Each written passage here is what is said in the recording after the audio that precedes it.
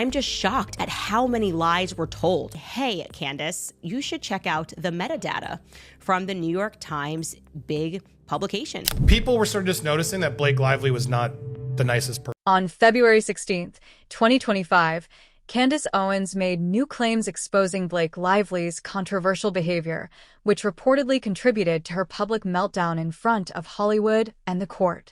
All right, guys, we are in the midst of some crazy PR games right now coming from Blake Lively's side. Owens shared disputed images of HR complaints and receipts on her Instagram, intensifying the legal battles between Justin Baldoni and Blake Lively. Shocked at how many lies were told. Several new names, including Jenny Slate and Isabella Ferreira, have surfaced in this dispute, contributing to the growing downfall of Hollywood's once revered figure, Blake Lively. Hollywood has long relied on PR strategies to manage scandals, shape narratives, and protect public images, with celebrities routinely using publicists, media outlets, and social media to control and influence their personal brands. Ryan and Blake are still very powerful people in Hollywood. For example, Lively has carefully curated her image as a wholesome, family-oriented actress, frequently sharing posts about her children, her relationship with Ryan Reynolds, and her business ventures, presenting a carefully balanced blend of career and family life. PR tactic to try and sway the public, and I think these are deliberately being leaked to us creators so that we can run with it. Now consider that when PR stunts go awry, they often rely on someone or something as a distraction. In this case, Blake crafted a narrative that dragged Baldoni's name through the mud, damaging his reputation. Her PR strategy seemed to be working, with many prominent Hollywood figures, including Taylor Swift, appearing to support her, but Candace Owens upended the whole effort by sharing receipts and metadata that undermined her narrative. I walked you through the New York Times metadata and showed you that this woman had posted on X and essentially just like blared it out to the world. Candace Owens' investigation into Blake Lively and Ryan Reynolds' alleged hidden agenda is one of those moments where you can almost feel the realization dripping from every word. In Toro 7. This is Owens' Instagram video, published on February 16, 2025, which revealed just how desperate Lively, Ryan Reynolds, and their PR team have become to undermine Baldoni. They're spending large sums of money to manipulate the narrative surrounding their infamous lawsuit. I became aware a couple of weeks ago that somebody in Blake Lively's camp was shopping around what they claimed to be HR complaints to various tabloids and publications, namely TMZ, Daily Mail, and the New York. Owens portrays Blake and Ryan as Machiavellian masterminds, scheming behind the scenes like exaggerated Hollywood villains. According to her, their public personas are just a facade designed to distract from their real objective, taking down Justin Baldoni. It hardly gets more dramatic than this. HR complaints saying these were real and these were ignored, all painting Justin Baldoni to be a monster, okay? This highlights just how isolated Lively and Ryan are in this saga. At the start of their lawsuit, Lively leveraged the New York Times to shape the narrative and gain sympathy from Hollywood and the media. She filed a complaint against Baldoni on December 20th, 2024, and requested the Times to publish an article the following day.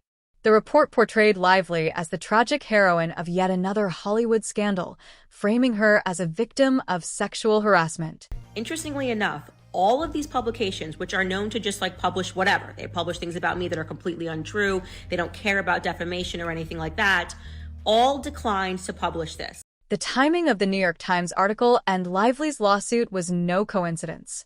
Candace Owens demonstrated in one of her videos that Lively allegedly used her money to persuade the Times to publish a scandalous story about her, which helped ignite the Me Too movement and prompted some feminists and Hollywood actresses to boycott Baldoni.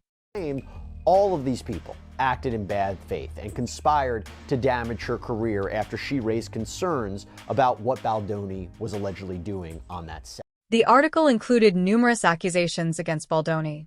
Lively claimed she experienced sexual harassment during the filming of It Ends With Us and alleged that Baldoni fat-shamed her, making her feel uncomfortable on set. Thursday, for the finale, we did, essentially, I walked you through the New York Times metadata and showed you that this woman had posted on X and essentially just like blared it out to the... When Baldoni's lawyer, Brian Fredman, brought these allegations to court, He emphasized the distinction between sexual harassment and sexual assault, expressing doubt that Lively's claims met the legal threshold for assault.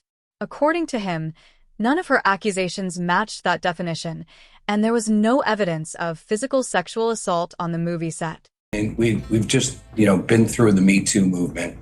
We've heard all sorts of serious allegations of sexual harassment. On top of these weak claims, Candace Owens carefully extracted metadata from the New York Times' website, completely transforming Lively's melodramatic sob story into a case study in dishonesty and behind-the-scenes manipulation. A highly unfortunate turn for Lively. Lively, if she was sexually harassed to such a degree in this film and in this situation, she wouldn't have returned to the film. Brian Fredman has incorporated this metadata and timeline into his lawsuit, and to Lively's ultimate dismay, the court has accepted it. Even says we now have a concrete timeline, which we believe implicates Blake Lively. And I mean, come on, I was the psycho who put together the timeline. Amid this entire saga, the New York Times itself faced repercussions. Justin Baldoni filed a $250 million defamation lawsuit against the Times, claiming their coverage damaged his reputation.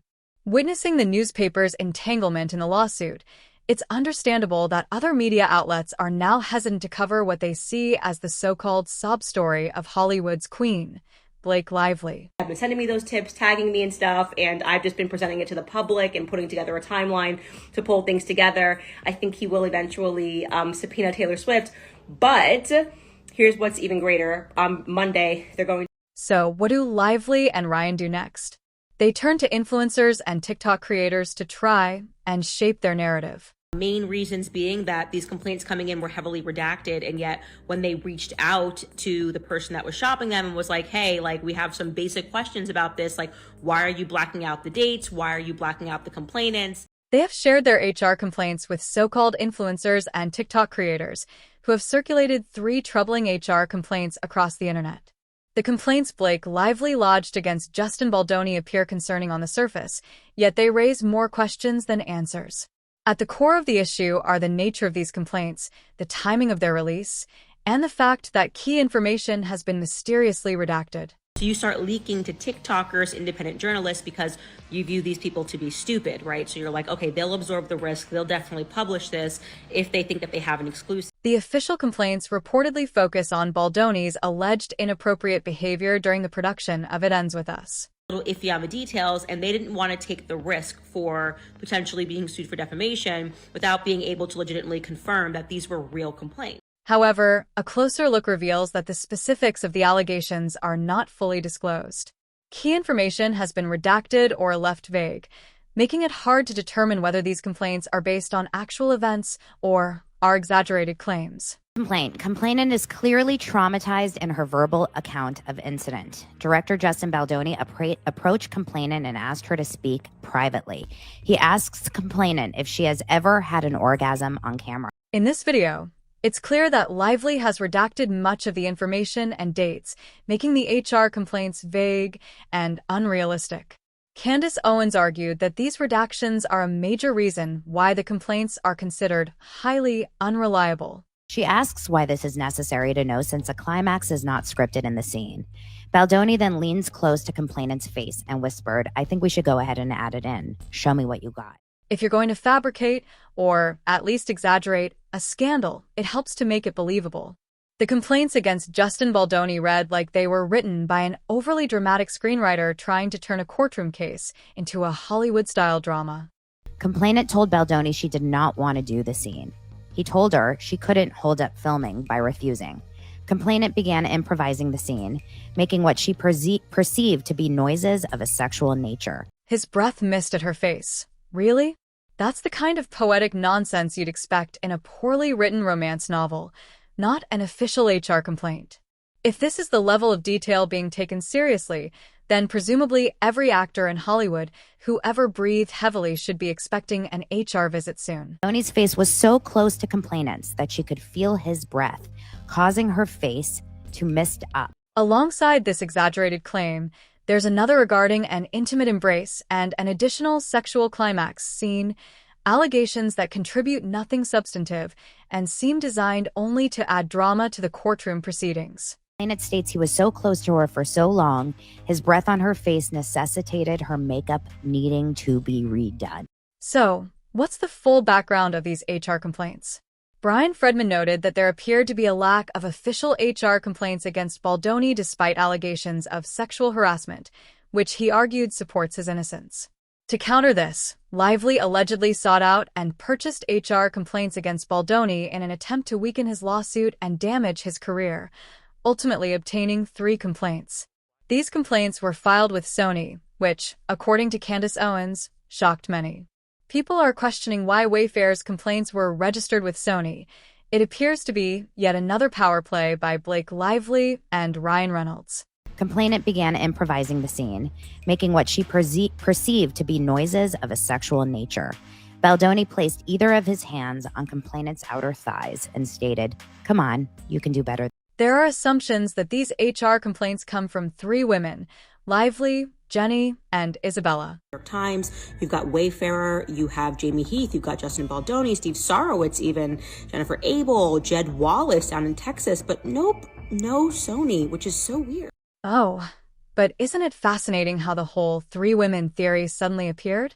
We're all expected to believe that 3 actresses were about to make allegations against Justin Baldoni, yet no one knew who the 3rd person might be.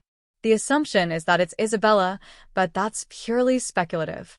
Tossing out such theories fuels confusion and gets people jumping to conclusions. Here's a curious detail.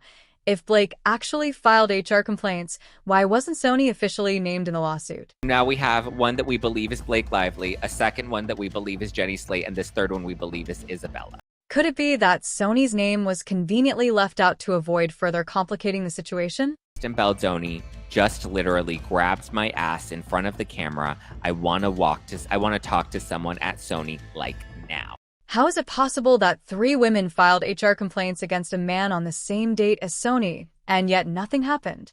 This inaction suggests that Sony viewed the complaints as attention-seeking rather than serious. Despite being upset with Sony, Blake and the other 2 women proceeded against Baldoni without including Sony in the lawsuit, which indicates their focus is on damaging someone's career rather than seeking genuine justice. What do you do next? You can't get any of the big guys to publish it, so you start leaking to TikTokers, independent journalists, because you view these people to be stupid, right? So you're like, okay, they'll absorb the risk, they'll definitely publish this if they think that they have an exclusive. Now, let's dive into the details of all 3 HR complaints. Previously, we've highlighted glimpses of an HR complaint believed to be from Isabella.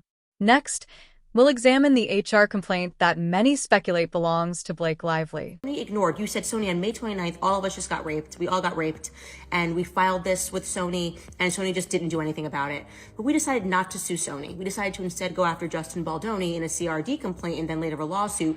But we decided to leave Sony out of it conveniently, even though they would have been the ones that were holding all of these complaints. Here's the story of Blake Lively's complaint during filming.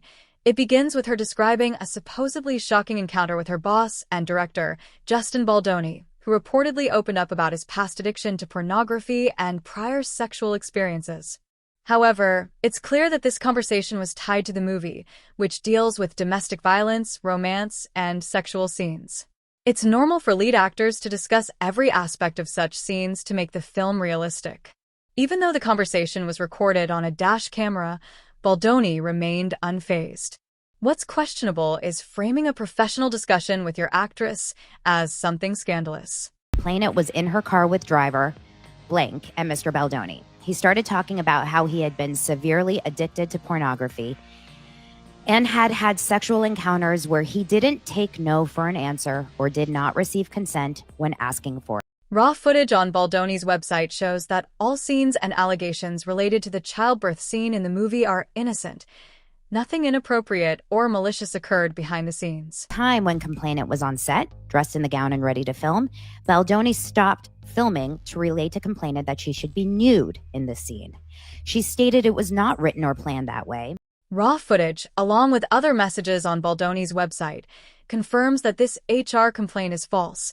Nothing like what Lively described ever occurred, or if anything did, it certainly didn't happen the way she portrayed it. Complainant disrobed, she asked Mr. Baldoni to turn the monitors off so that her naked butt wouldn't be broadcast to the casting crew. He turned them off, then asked complainant to look at a script note. After covering Blake's HR complaint, let's move on to the other HR complaints. These are particularly interesting because they include elements of drama and action, not just the so-called sob story narrative. Lively and Justin Baldoni interacting as themselves, knowing that this is all on video and that this is going to be used to create this dance scene. And no such moment is. This complaint is believed to be from Jenny Slate, who played Alyssa in It Ends With Us. The so-called Jenny Slate incident, where Baldoni allegedly grabbed her buttocks, is cited as a potentially controversial event, but it likely lacks the context needed to classify it as sexual harassment. Legally, it doesn't meet the definition of harassment. In fact, it's more plausible that Baldoni was assisting the actress, correcting her posture and helping her stay calm to maintain order on set. States Mr. Baldoni put his bare hands on her butt and said that he was trying to help her posture. Complainant immediately voiced her displeasure with being touched on an intimate part of her body, and Mr. Baldoni responded with, "It's fine, I'm totally hot for my wife," in a dismissive tone. Now, let's talk about the chaos of misinformation, because everyone loves a good conspiracy theory, and the people leaking these documents know exactly what they're doing, make it confusing, make it muddy, and let doubt spread, because if enough dirt is thrown around, no one can tell what's real anymore. That's a classic PR tactic, and critics argue Blake used it effectively by redacting key details from these HR complaints. Isn't it awfully convenient that crucial information is blacked out while the public is still expected to accept the allegations at face value without ever seeing the complete picture? Relayed to Mr. Baldoni that it did not matter what his relationship with his spouse was like, that he did not have permission to touch her inappropriately. Baldoni then responded, "Oh no, better go see HR," to which complainant replied, "I will." This shows that the buttock scene was accidental, and Baldoni apologized to smooth things over with the actress. Proof of a director trying to manage a challenging situation. The third HR complaint, allegedly from Isabella, centers on supposedly uncomfortable behavior, claiming Baldoni got too close and crossed personal boundaries. But according to some sources, it's all just a misunderstanding. After all, who hasn't been so close to someone that their breath accidentally messed up makeup? It's a classic director's move, not a scandal. Approximately 3 hours later, Baldoni approached complainant and stated that he was sorry that they got off on the wrong foot. Complainant stated, she replied, "You got off on the right, you got off all right, but it had nothing to do with your feet," and walked away from Baldoni. Ah yes, the infamous sex scene. Isabella performing her part, followed by Baldoni's professional comment about how hot it was. Totally normal, right? On set, if a director tells you your sex scene was well done after one of the most intimate, vulnerable moments of your life, it can actually feel validating, not uncomfortable. Yet Blake makes a point to emphasize just how terrible it supposedly made her feel, while Isabella apparently kept the awkwardness to herself, seeing it as part of the job. If these complaints were truly about workplace abuse or misconduct, why didn't Lively act sooner, during production or right after the alleged incidents? The fact that her complaint surfaced only after production ended, when Baldoni's career was gaining momentum, suggests the motivation may have been less about justice and more about harming Baldoni's reputation or settling a personal score. Actually locking her in place in a very intimate embrace, she relayed. Complainant's blank then arrived on set, and complainant waved her over, at which point Baldoni broke the embrace. Additionally, the timing of these complaints, coinciding with Lively's growing media presence, is almost too perfect. The situation unfolds just as Hollywood is paying close attention to gender dynamics, and public sentiment is primed for discussions like this. But it's not just the timing and absurdity of the complaints that raise questions. It's also the behavior of Isabella and Jenny. Both have mysteriously gone silent after the lawsuit dropped, leaving the public unsure where they stand. We know Jenny has publicly expressed support for Blake, but Isabella has maintained radio silence, which casts doubt on the authenticity of the third HR complaint. Moreover, there are texts and interviews in which Isabella reportedly praises Baldoni, saying he was wonderful to work with and made her feel comfortable. What does this tell us? Well, first and foremost, that they still believe the public is stupid, that moms on the internet are stupid, that we don't understand these legal games and these PR games, and we keep proving that to be wrong time and time again. But let's just keep going with this strategy, Blake's PR team. Funny how that contradicts the whole uncomfortable scene they're now making a fuss about, isn't it? Maybe it was just Isabella's casual way of reassuring Baldoni to maintain professional boundaries. Oh, you were great. Nothing weird happened. Simply her way of navigating the Hollywood drama. Candace Owens believes Ryan Reynolds has played a key role in flipping the narrative around Isabella, reshaping the story to fit Lively's perspective. Farrar was very much citing or very much comfortable and vocal about how comfortable she was working with Justin throughout production. I can picture Ryan Reynolds flashing a smile while sitting across from Isabella and saying, "Come on, you need to support us here, stand with Blake, say you felt unsafe, and everything will work out for you." It is that simple. After all, how difficult could it be to get a young starlet to recall small details that fit a carefully shaped narrative? I mean, it is not as if Ryan is someone with influence who could sway her thinking, right? These are the reasons why no reasonable media outlet is willing to buy into the exaggerated essay narrative surrounding Lively. Now, let us shift the focus to Emanuel, the notorious powerhouse behind Endeavor, the agency that runs the Hollywood talent and entertainment machine. And why does he matter in the context of the HR complaints against Justin Baldoni? Well, this is where things start to become interesting. Emanuel, as influential as he is, has a talent for shaping narratives and controlling how information flows through Hollywood. He is known for using his power to elevate people toward success or sink them when it serves a purpose. Keeping that in mind, it is fair to question whether the complaints against Baldoni are merely coincidental or if they were strategically timed to line up with something larger, such as a project Lively was attached to or a career direction she was pursuing. If Lively is truly working in cahoots with Emanuel, then this entire HR complaint saga could be a pawn in a larger chess match. Think about it, creating a media frenzy around Baldoni's alleged behavior while keeping her image spotless places Lively in a favorable position with public opinion. Meanwhile, Emanuel's influence ensures the drama is amplified at the right moment, whether to promote a project Lively is involved in or increase her value as a sympathetic figure. This type of manipulation happens behind the curtain of Hollywood surface. Who wrote to me said that they worked on the set of It Ends With Us, okay? And that the villain in this entire story is not Blake Lively, it's not Justin Baldoni, but it is Ryan Reynolds. On top of all this, Lively's legal team recently made a bizarre demand. Clearly taking a page from Big Brother, they requested every single digital footprint ever created by Baldoni and his associates. Something stinks to the high heaven here, and I think we're going to see more tomorrow, obviously, when she is due to file her amendment. Their subpoena requests even targeted Verizon, T-Mobile, AOL. Yes, AOL still exists, and other providers. The idea seems to be that if they can't win with actual evidence, maybe an old Google search or a deleted WhatsApp message will do the trick. Baldoni's lawyers rightly called this a ridiculous fishing expedition, emphasizing that this is a civil case, not an FBI investigation. More drama is expected in the coming days, so stay tuned.